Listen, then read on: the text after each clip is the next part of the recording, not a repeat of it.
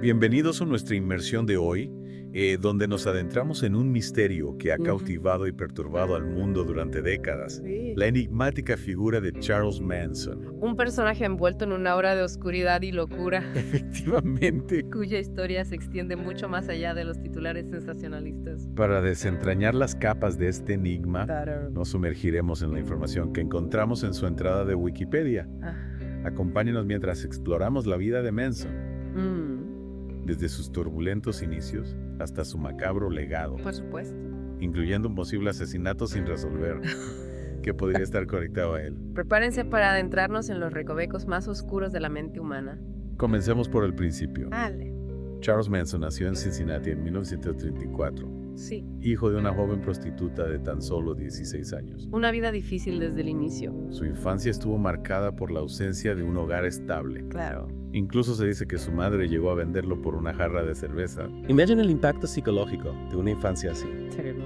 El abandono, la inestabilidad, la falta de afecto. Yeah. Esos factores podrían haber impactado directamente en su capacidad para formar relaciones sanas más adelante, Es horrible. llevándolo a buscar control y poder a través de la manipulación. Una búsqueda desesperada de conexión que se torció de forma terrible. Totalmente. A los 13 años, Manson ya cometía robos a mano armada, entrando y saliendo de reformatorios. Una espiral descendente. A los 20 ya tenía un amplio historial delictivo. Ya.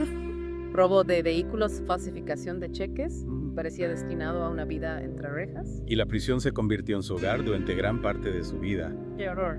Es escalofriante pensar que tras las rejas, Sí. Manson se interesó por la filosofía de Antal y el esoterismo, Buscando respuestas. Un escape a su realidad. o quizás un nuevo camino hacia la oscuridad, Puede ser. porque a finales de los 60 Sí, en el desierto californiano. Ah.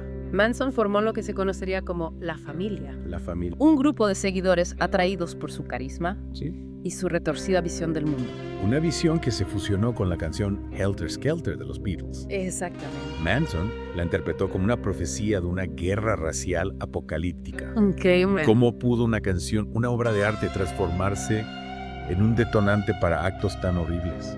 Esa es la gran pregunta. ¿Qué? Y la respuesta, me temo, ¿Qué? se esconde en los laberintos de la mente de Manson. Ya veo. Una mente que lo llevó a creer que debía provocar esa guerra a través de una serie de asesinatos brutales. Dios mío. Asesinatos que marcarían un antes y un después en la historia criminal de Estados Unidos. Y los asesinatos de Sharon Tate y el matrimonio LaBianca, Sí. perpetrados por miembros de la familia bajo las órdenes de Manson, Bajo sus órdenes. conmocionaron al mundo por su crueldad. Crímenes que nos enfrentan a la parte más oscura del ser humano, Es cierta, a la capacidad para el mal, que aunque nos aterre debemos intentar comprender. pero la historia no termina ahí.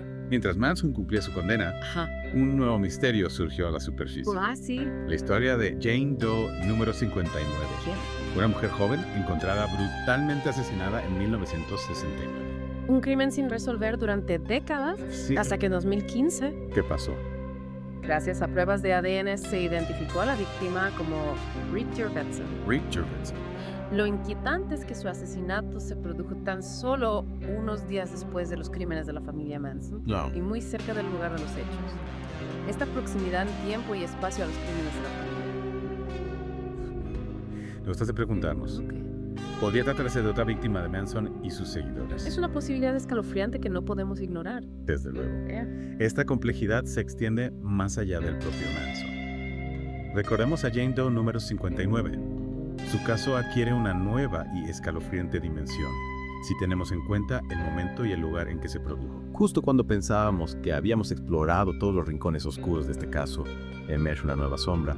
Podría haber más víctimas de las que conocemos. Es una pregunta que nos persigue. Pero antes de adentrarnos en el misterio de Rick Jurgensen, ¿Sí? hay otro aspecto de la vida de Manson que añade una capa aún más perturbadora a su historia, su faceta musical. Es difícil imaginar que una mente tan perversa pudiera albergar inquietudes artísticas. ¿Cómo es posible que un hombre capaz de orquestar crímenes tan atroces tuviera también aspiraciones musicales? Es una paradoja que nos perturba. Yeah. Pero lo cierto es que Manson, antes de convertirse en el líder de una secta criminal, anhelaba ser músico. Incluso llegó a tener contacto con figuras importantes de la escena musical de Los Ángeles. Figuras importantes. ¿De qué estamos hablando? ¿Hablo de Dennis Wilson? Dennis Wilson. El batería de los Beach Boys. No me digas. Se conocieron a finales de los 60 y durante un tiempo Ajá. Manson y la familia Convirtieron en la casa del músico. Es una imagen que cuesta concebir. Un grupo de jóvenes hippies, liderados por un personaje tan enigmático como Manson, compartiendo espacio con uno de los músicos más famosos del momento. Una mezcla inquietante, sin duda. Y esa mezcla tuvo consecuencias. Sí. Se dice que Dennis Wilson quedó fascinado por Manson y sus composiciones.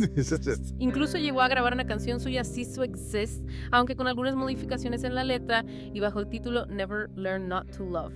Algunos podrían encontrar fascinante escuchar la música de Manson, Es posible. pero para las familias de sus víctimas, debe ser un doloroso recordatorio de los horrores que infligió. ¿Qué crees que veía Dennis Wilson en Manson? ¿Era consciente de la oscuridad que se ocultaba tras su fachada de músico bohemio? Es difícil saberlo con certeza.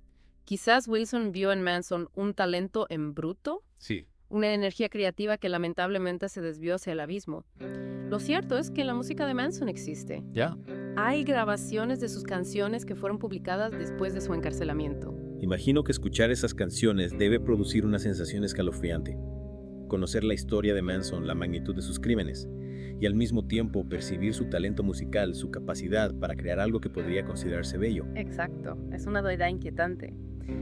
Una que nos recuerda que la línea que separa el bien del mal, la luz de la oscuridad, puede ser a veces terriblemente fina, y ahora, con la aparición de Reed Jorgensen en escena, esa línea se vuelve aún más borrosa.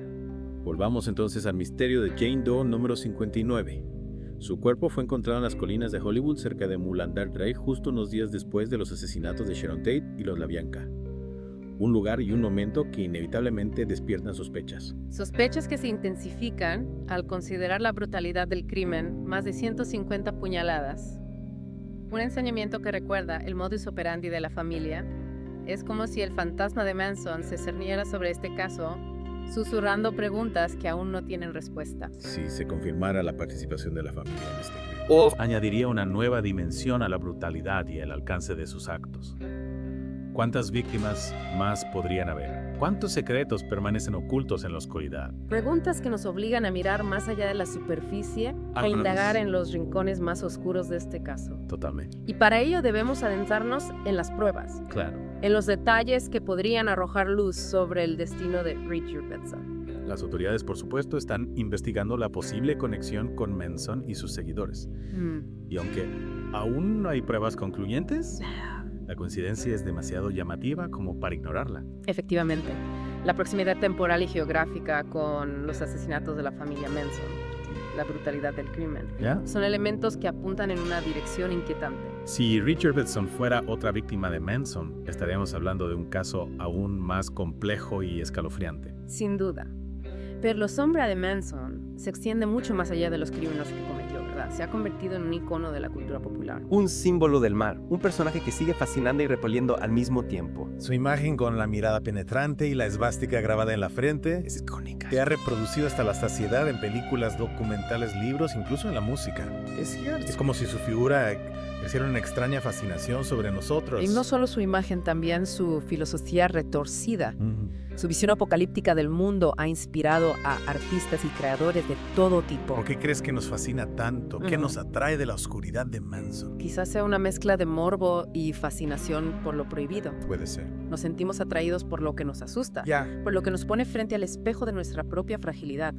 Manson, con su locura y su violencia, Sí, representa lo más oscuro del ser humano. es verdad. Nos recuerda que la línea que separa la civilización de la barbarie es más delgada de lo que pensamos. Es una idea aterradora, pero al mismo tiempo nos obliga a reflexionar sobre la naturaleza humana, sobre la capacidad para el bien y para el mal que reside en todos nosotros. Exacto. Y quizás esa sea la lección más importante que podemos extraer de este caso. ¿Cuál? Que la oscuridad existe, que el mal es una posibilidad real y que debemos estar vigilantes para no caer en sus garras. Y así concluimos nuestra inversión en el oscuro mundo de Charles Manson. Un viaje a través del horror, el misterio y la fascinación por lo macabro que nos ha llevado desde sus turbulentos inicios hasta su macabro legado, pasando por la sombra de un posible crimen sin resolver. Esperamos que esta experiencia les haya hecho reflexionar sobre la complejidad del ser humano y la importancia de mantener viva la llama de la esperanza, incluso en los momentos más oscuros.